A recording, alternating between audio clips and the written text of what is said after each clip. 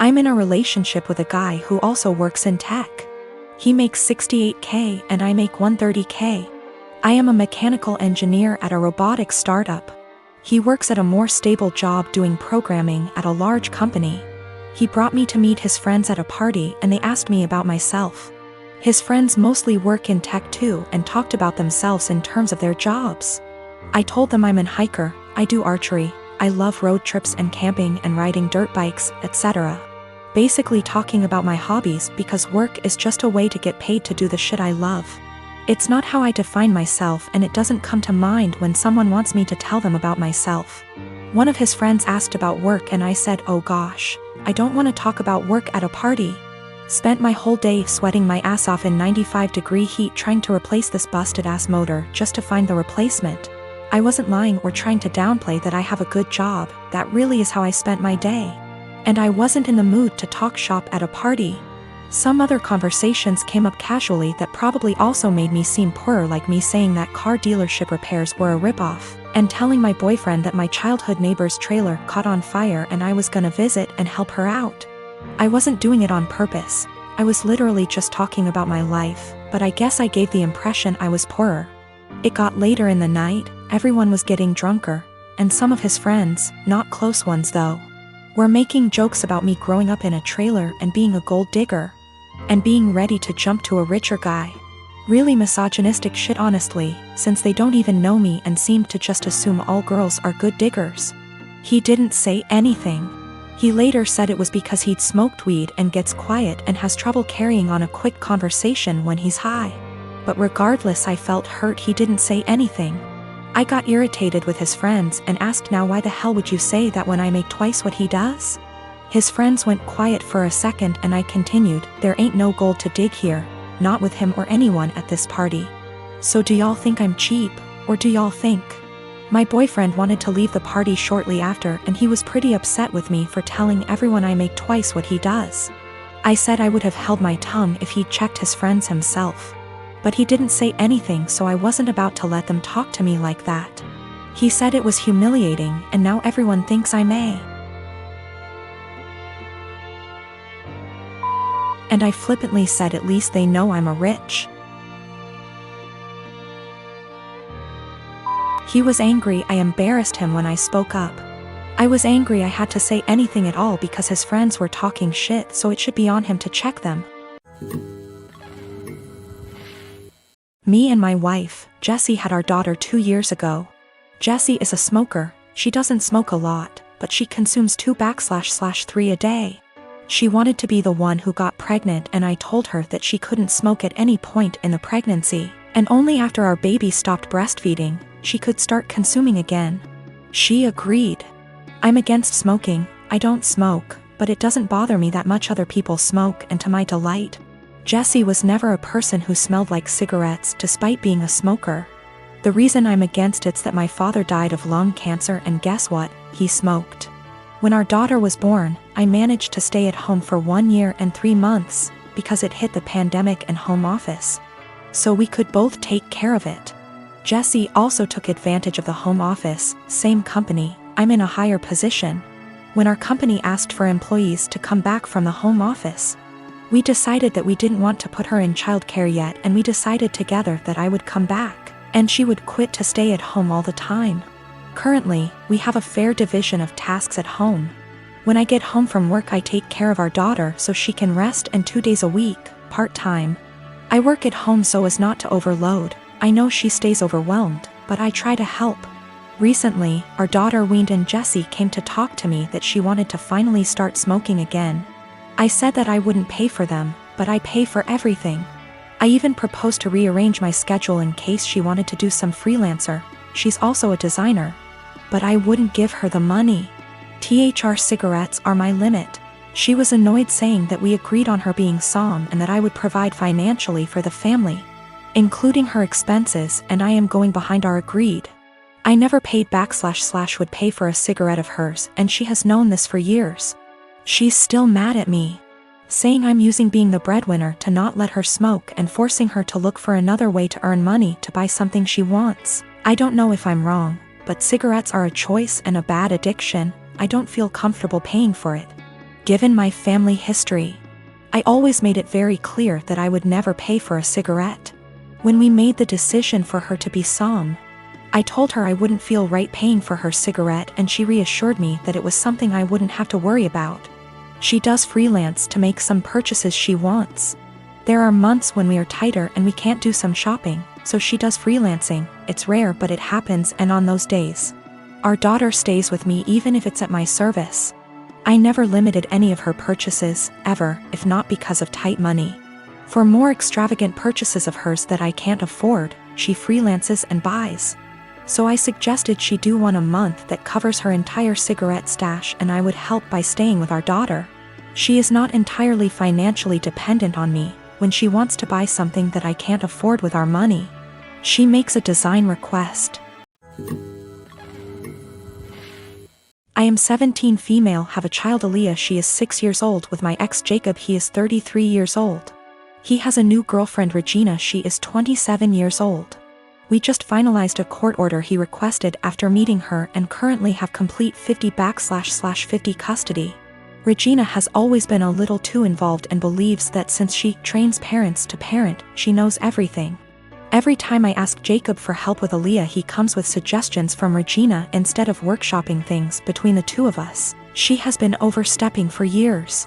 Jacob and I are pretty much parallel parenting now and do everything separate, including birthdays and even parent-teacher conferences. He brings Regina with him to his meetings.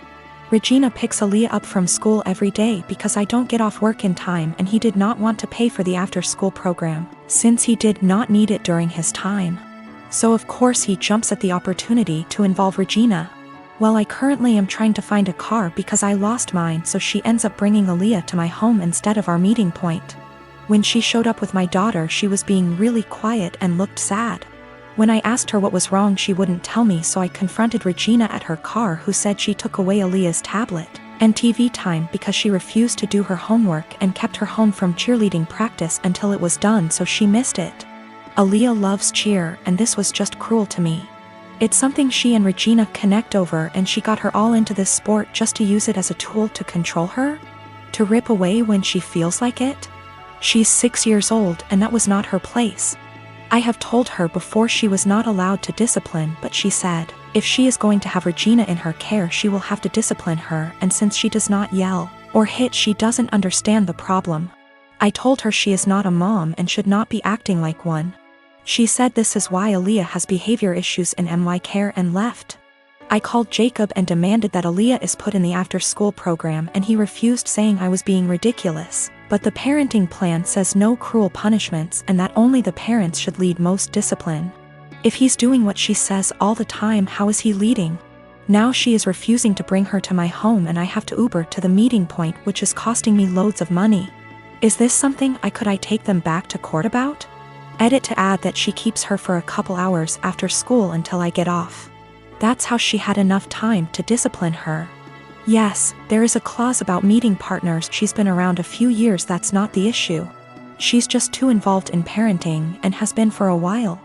I feel like there are certain boundaries that should be in place and certain things only parents should handle, like discipline and PT conferences, etc.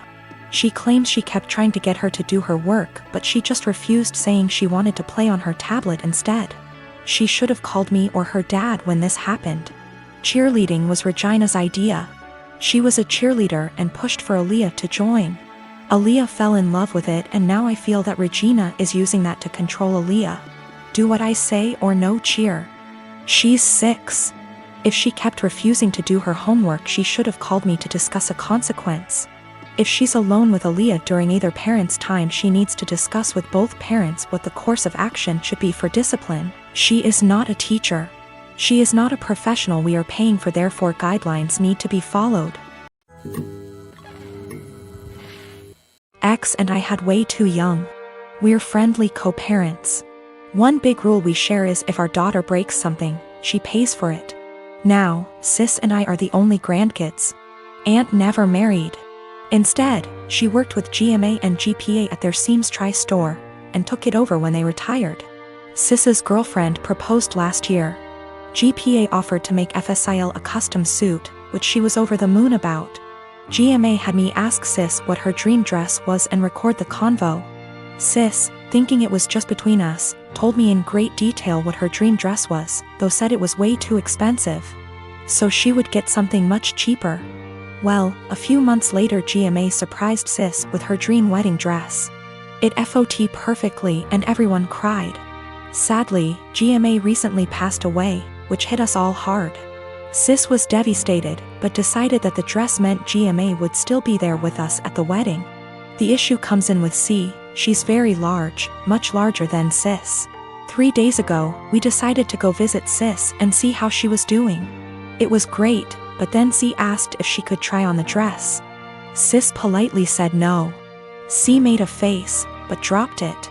Later, we decided to go grab dinner. Sis and I went to pick up our orders, but C decided to stay and play with Sis's dog.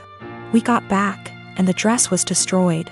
C had apparently tried to get it on, popping some seams, and got stuck. Instead of waiting for help, she cut her way out. The dress was hacked to bits. Sis was devastated and asked us to leave.